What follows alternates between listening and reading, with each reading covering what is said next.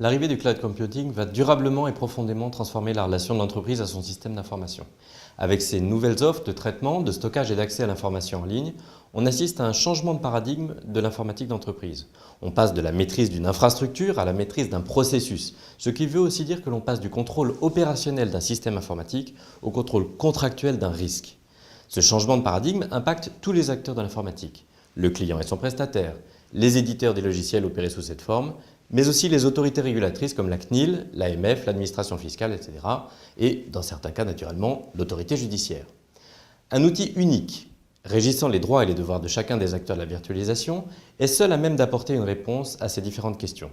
Cet outil, c'est le contrat. De fait, les éléments essentiels de l'activité de l'entreprise dépendent de la bonne exécution du contrat. En premier lieu, sa capacité à poursuivre l'exploitation de son activité. Ensuite, la sécurité et la confidentialité d'informations sur son organisation, ses processus, ses données économiques. En outre, la responsabilité de l'entreprise vis-à-vis de ses clients pour honorer ses propres engagements, mais aussi des tiers et en particulier en matière de données personnelles. Enfin, les garanties apportées aux autorités de contrôle et de régulation des activités de l'entreprise, voire indirectement à ses actionnaires. Les mécanismes contractuels dont dispose le juriste pour cela sont nombreux et nul doute que l'on puisse en imaginer de nouveaux.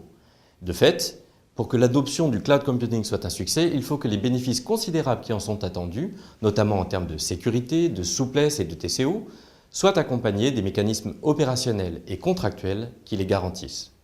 En réalité, une chaîne n'est jamais plus solide que son maillon le plus faible.